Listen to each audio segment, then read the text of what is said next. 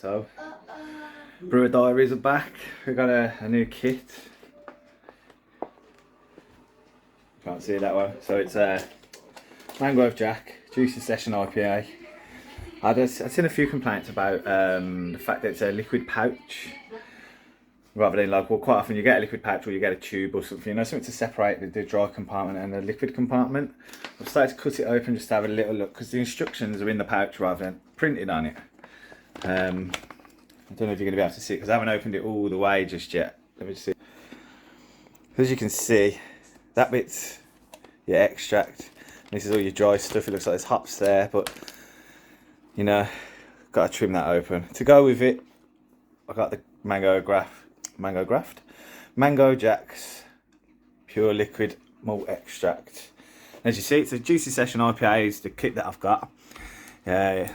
Using the Citra hops, like, boom, coming in at 4.8%, which isn't too strong at all.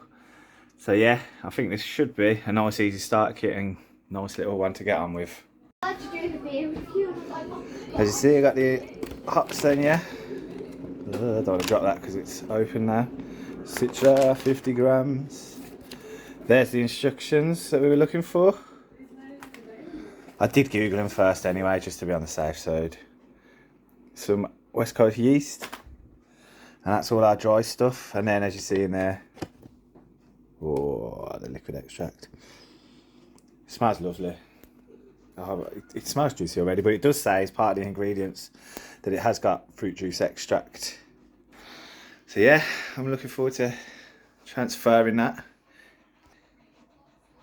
Bing wang wang. And I'll keep you updated.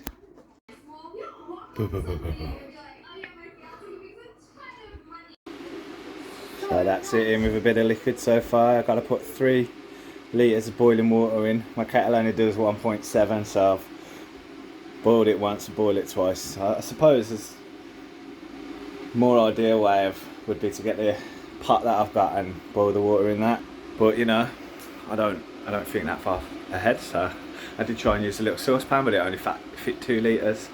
So just hoping it doesn't damage too much in the middle. Then I just got to add the yeast and the pure liquid malt extract. So now we're adding some liquid malt extract. Honestly, it smells really good. I'm going to chuck that in. I'll give you the action shot on that. Whee!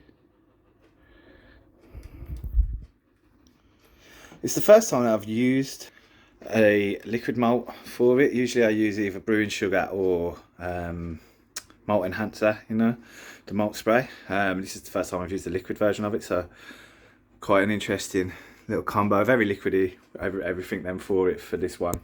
I'm just looking down there. I think I've covered my mic, so I might go a bit blurry again. But yeah, now a bit of stirring. Stir it all in, and then we'll add the rest of the water before finishing off with the yeast.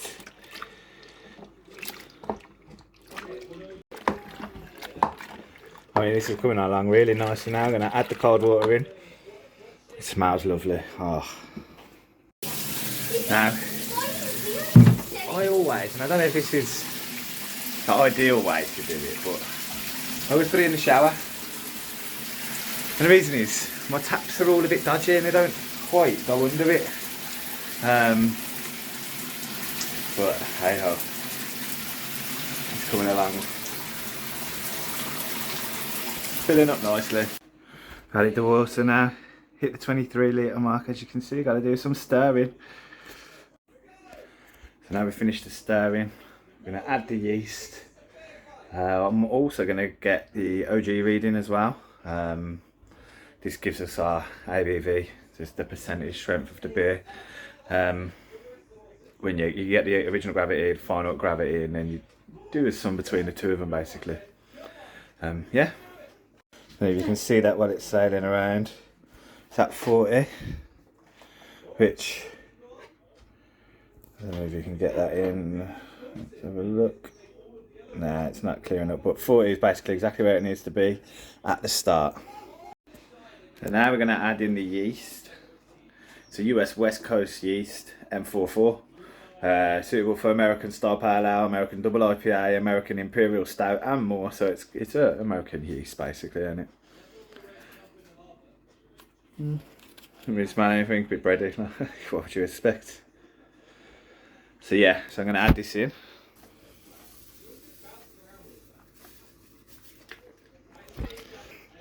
Now a few of them, I've had packs in the past that'll tell you not to stir the yeast in, but every one that I've had since, it was basically that first one that I did, the one that I got up from Wilkinson's. But these all say, and this one says again, stir the yeast in. So I'm going to do that. From my understanding, it should relatively work without it, because as it sinks, it will react with the sugar to create the alcohol in it, like so. But yeah, give it a quick little once round,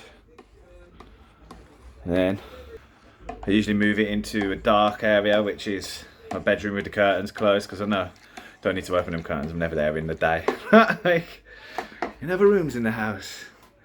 So put it in there, close the curtains, keeps the temperature all right, keeps it out of the way of everything, because the rest of my house is quite open, quite light, so there's windows everywhere that, well, you know, you're not going to leave the window shut, are you? It's the point of that. If you leave the curtains shut, you're a bit of a crackhead, aren't you?